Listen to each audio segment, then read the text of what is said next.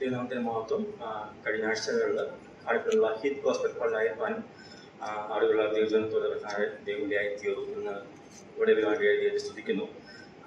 യോഹന്നാന്റെ സുവിശേഷം അതിൻ്റെ 13-ാം അധ്യായം അതിൻ്റെ 4-5 വാക്യങ്ങൾ. യോഹന്നാന്റെ സുവിശേഷം 13-ാം അധ്യായം 4-5.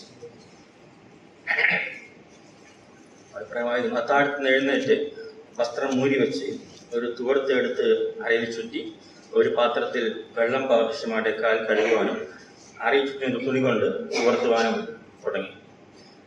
നമുക്കറിയാവുന്ന പോലെ ഇവിടെ യേശു കർത്താവ് തൻ്റെ തൻ്റെ കുശീകരണത്തിന് ചില മണിക്കൂറുകൾ താൻ പെസ കഴിക്കുന്ന കാര്യം വായിക്കുന്നത്. ഇവിടെ വായിക്കുന്നു, താൻ അത്താഴത്തിന് എഴുന്നേറ്റ് വസ്ത്രം ഊരി വെച്ച് ഒരു തുവർത്ത് അരയിൽ ചുറ്റിയെന്ന്. നാം പൊതുവെ യഹൂദന്മാരെ കുറിച്ച് മനസ്സിലാക്കുന്നത്, ഈ പെസഹ കഴിക്കുമ്പോൾ യഹൂദന്മാരുടെ കാലുകൾ കഴുകുവാനായിട്ട് ഒരു ജാതീയ ദാസൻ ഉണ്ടാവുക പതിവുണ്ട്. ജാതീയ ദാസൻ, ഇവൻ അവരുടെ ദാസൻ ഒരു യഹൂദനാണെങ്കിൽ അവനെ കൊണ്ട് കാല് കഴുകിയെങ്കിലും മറിച്ച് ഒരു ജാതീയ ദാസൻ അവിടെ ഉണ്ടാവുക പതിവുണ്ട്. എന്നാൽ ആ പ്രത്യേകമായ സാഹചര്യത്തിൽ എന്തുകൊണ്ടോ അവിടെ ഒരു ദാസനില്ലായിരുന്നു. അപ്പോൾ ശിമരയ്ക്കും ഇരിക്കുകയാണ്. അപ്പോൾ ആ പരസ്പരം നോക്കി കാണണം, ആരും കാല് കഴുകുമെന്ന്. കാൽ കഴുകാൻ ആരുമില്ലല്ലോ.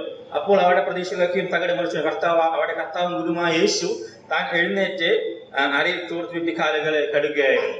നാം വായിക്കുന്നു, താൻ അരയിൽ പാത്രം ഒരു ദാസനെ പോലെ താൻ അരയിൽ തൂർത്തുവിറ്റി തന്റെ ശിഷ്യന്മാരുടെ കാലുകളെ കഴുകുകയുണ്ടായി.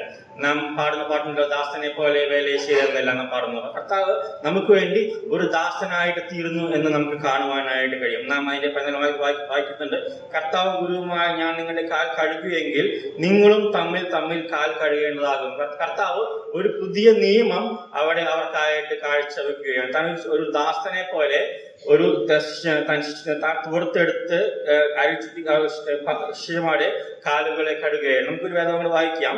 യോഹന്നാന്റെ വെളിപ്പാട് 1-ാം അധ്യായം അതിന്റെ 13-ാം വാക്യം. വെളിപ്പാട് പുസ്തകം 1-ാം അധ്യായം അതിന്റെ 13-ാം വാക്യം. അവിടെ പ്രകാരം വായിക്കുന്നു, തിരിഞ്ഞപ്പോൾ 7 പൊൻനിലവിളക്കുകളെയും നിലവിളക്കുകളുടെ നടുവിൽ നിലങ്കി ധരിച്ച് മാറത്ത് പൊൻകച്ച കെട്ടിയവനായി മനുഷ്യപുത്രൻ സദൃശനായവനെയും കണ്ടു.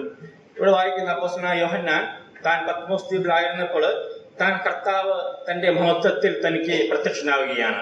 അപ്പോൾ കർത്താവിനെ കാണുന്ന യോഹന്നാൻ പറയുകയാണ്, അവൻ മാറത്ത് നിലങ്കി ധരിച്ച് മാറത്ത് പൊൻകച്ച കെട്ടിയവനായിട്ട് താൻ പ്രത്യക്ഷനായി. നാം നേരത്തെ വായിച്ച വേദഭാഗത്തിൽ താൻ അരയ്ക്ക് ചുറ്റി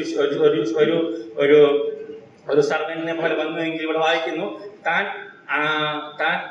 മാറത്ത് പൊൻകച്ച കെട്ടിക്കൊണ്ട് അപ്പോസ്തലനായ യോഹന്നാനെ കർത്താവ് പ്രത്യക്ഷനായി. കർത്താവിന്റെ മഹത്വത്തിൽ പ്രത്യക്ഷനായപ്പോൾ തന്റെ മഹത്വം താൻ വർണ്ണിക്കുന്ന വാക്യം താഴോട്ട് വായിക്കുന്നുണ്ട്.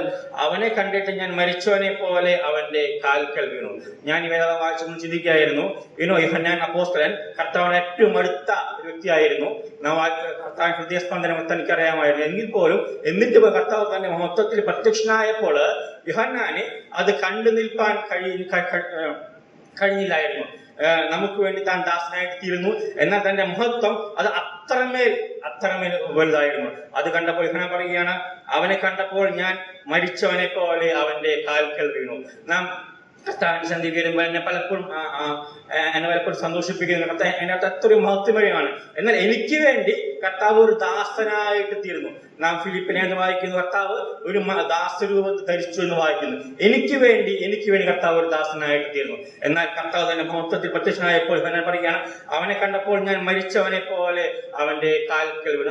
സ്വർഗത്തിലെ എല്ലാ അധികാരവും മഹത്വവും തനിക്കുണ്ടായി. എന്നാൽ കർത്താവ് എനിക്ക് വേണ്ടി ഒരു ദാസനായിട്ട് തീർന്നു. നാം പല കാര്യങ്ങൾ വായിക്കുന്നുണ്ട്, ഞാനതിലേക്ക് കടക്കുന്നില്ല. നമുക്കിന്ന് പലക്കാരും കർത്താവിന്റെ ഓർക്കാം, എത്രയോ മഹത്വം ഉള്ള കർത്താവ് നമുക്ക് വേണ്ടി ദാസനായിട്ടിരുന്നു. ആ വലിയ സ്നേഹം നമുക്ക് ഓർക്കാം. ദൈവത്തെ മഹത്വപ്രദമാകട്ടെ.